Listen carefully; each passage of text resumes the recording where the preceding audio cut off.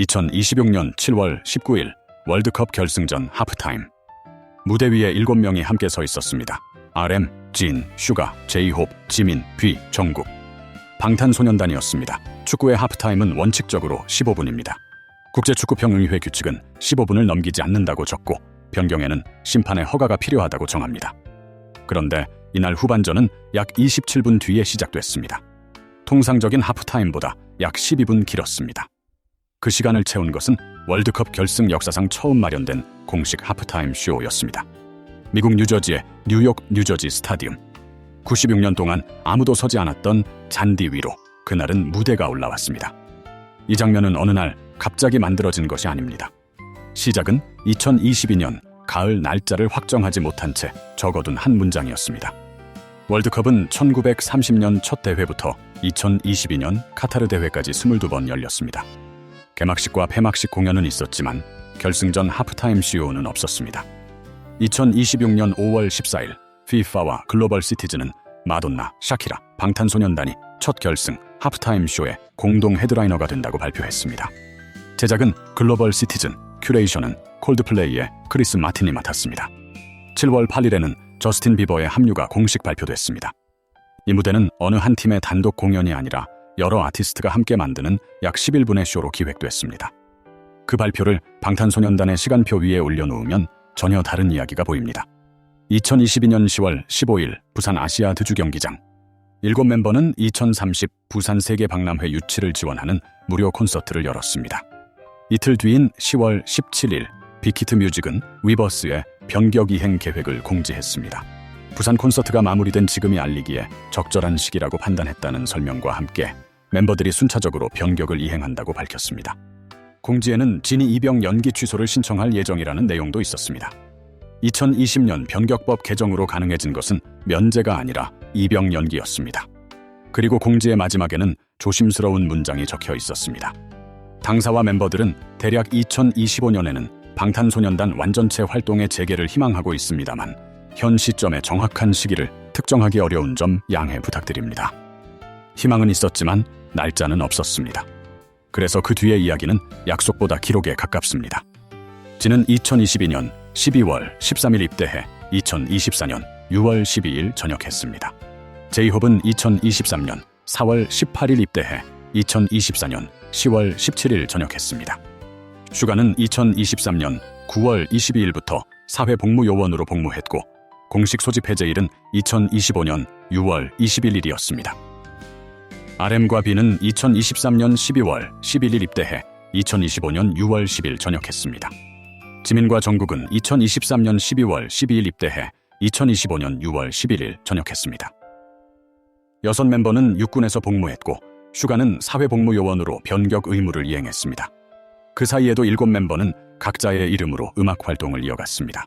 그리고 2025년 6월 21일 마지막 공식 일정이 끝났습니다.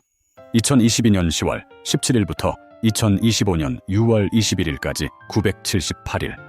대략 2025년이라고 적었던 문장이 그날 실제 날짜가 됐습니다. 열흘 뒤인 7월 1일 7멤버는 위버스 라이브에 함께 등장했습니다. 2022년 9월 이후 처음 열린 완전체 라이브였습니다. 그 자리에서 새 앨범과 2026년 월드 투어 계획도 알렸습니다. 2026년 3월 20일 방탄소년단의 5번째 정규 앨범 아리랑이 발매됐습니다. 앨범에는 14곡이 실렸고 타이틀곡은 7번째 트랙 스윕이었습니다. 미국에서 첫 주 64만 1천 앨범 유닛을 기록하며 빌보드 200일 위로 데뷔했습니다. 하루 뒤인 3월 21일에는 서울 광화문 광장에서 완전체 공연을 열었고 이 무대는 넷플릭스를 통해 생중계됐습니다. 4월 9일에는 고향에서 월드 투어가 시작됐습니다. 7월 17일과 18일에는 파리 스타드 드 프랑스 무대에 섰습니다. 그리고 바로 다음 날 7월 19일 방탄소년단은 뉴욕 뉴저지 스타디움의 월드컵 결승 하프타임 쇼에 등장했습니다. 제작사가 그날 낸 공식 보도자료는 6무대를 순서대로 적었습니다. 마돈나가 뮤직으로 문을 열었고 구스타보 두다멜이 뉴욕 필하모닉을 지휘해 세븐 네이션 아미를 연주했습니다. 세 번째가 방탄소년단의 다이너마이트였습니다. 이어 저스틴 비버가 등장했고 샤키라와 버나보이가 공식 주제가 다이다이를 불렀습니다. 마지막은 크리스 마틴과 PS22 합창단, 머펫과 새섬이 스트리트 캐릭터들이 함께한 와이댄스였습니다. 방탄소년단의 단독 무대는 다이너마이트 한 곡이었습니다. 시간은 짧았지만 화면 안에는 7명이 모두 있었습니다. 이 장면을 과장할 필요는 없습니다. 방탄소년단이 월드컵 결승 하프타임 쇼 전체를 단독으로 맡은 것도 아니고 약 27분 전체를 공연한 것도 아닙니다. 정확한 표현은 이것입니다. 월드컵 결승 역사상 처음 열린 하프타임 쇼의 공동 헤드라이너 가운데 한 팀이었고 세 번째 순서에서 7명이 함께 다이너마이트를 공연했습니다. 그 사실만으로도 2022년의 문장과 2026년의 장면은 충분히 이어집니다. 정확한 날짜를 말할 수 없었던 회사는 대략 2025년이라고 썼습니다. 멤버들은 서로 다른 날에 떠났고 서로 다른 날에 돌아왔습니다. 마지막 날짜까지 978일이 걸렸습니다. 그 뒤 열흘 만에 7명이 다시 한 화면에 섰고 아리랑과 광화문, 월드 투어를 지나 월드컵 결승의 첫 하프타임 쇼까지 갔습니다. 처음부터 약속된 결승 무대가 아니었습니다. 확정할 수 없던 시간을 한 사람씩 끝낸 뒤에야 도착한 무대였습니다. 그래서 이날 가장 오래 남는 숫자는 27분이 아닐지도 모릅니다. 2022년 10월 17일과 2025년 6월 21일 사이에 978일. 그리고 다시 한 팀이 된 7명입니다. 비어있던 무대는 누군가 처음 올라야 역사가 됩니다. 하지만 그 처음에 오르기까지의 시간은 무대 위에서는 보이지 않습니다.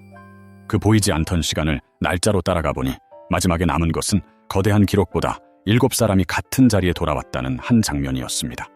그 사람도 그랬다였습니다. 다음에도 화려한 장면, 뒤에 숨은 시간을 정확한 기록으로 따라가겠습니다. 여러분에게 가장 오래 남은 장면은 무엇이었나요? 시대는 달라도 사람이 마주하는 선택은 닮아 있습니다. 그 사람의 이야기가 오늘 우리에게도 같은 질문을 건넵니다. 우리는 지금 어떤 선택을 하고 있을까요? 이런 이야기를 계속 전할 수 있도록 구독과 팔로우로 함께 해주세요. 다음 이야기에서 다시 찾아뵙겠습니다.